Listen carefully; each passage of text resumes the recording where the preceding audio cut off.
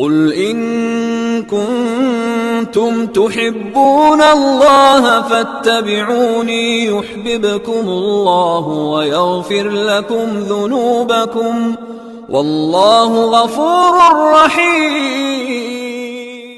سنت نمبر 7، اذان سننے کی سنتیں۔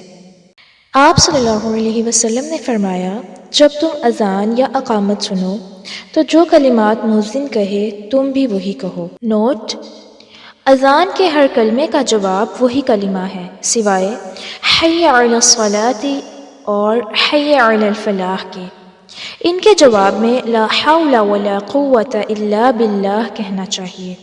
آپ صلی اللہ علیہ وسلم نے فرمایا، جس نے پورے یقین سے اذان کا جواب دیا وہ جنت میں داخل ہوگا۔ اذان سے فارغ ہونے کے بعد مؤذن اور اذان سننے والا دونوں درود ابراہیمی پڑھ کر یہ دعا پڑھیں تو رسول اللہ صلی اللہ علیہ وسلم ان کے حق میں ضرور شفاعت کریں گے انشاءاللہ۔ تو آئیے اذان کے بعد کی دعا یاد کرتے ہیں۔ اعوذ باللہ من الشیطان الرجیم، بسم اللہ الرحمن الرحیم۔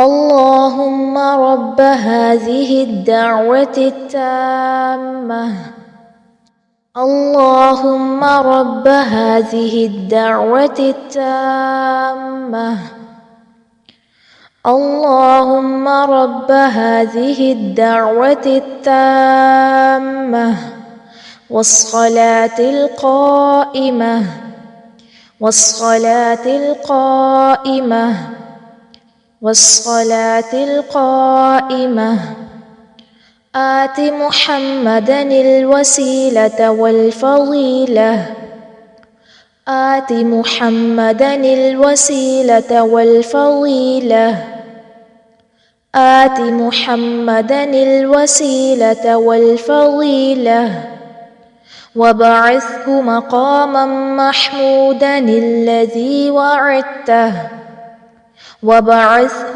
مقاما محمودا الذي وعدته وابعثه مقاما محمودا الذي وعدته اللهم رب هذه الدعوة التامة والصلاة القائمة آت محمدا الوسيلة والفضيلة وابعثه مقاما محمودا الذي وعدته۔ ترجمہ: اے اللہ، اس پوری دعوت اذان اور کھڑی ہونے والی نماز کے رب، آپ محمد صلی اللہ علیہ وسلم کو وسیلہ، بزرگی اور جس مقام محمود کا آپ نے وعدہ فرمایا ہے وہ عنایت فرمائیں۔ وضاحت: وسیلہ جنت میں بلند ترین درجے کا نام ہے اور مقام محمود مقام شفاعت ہے۔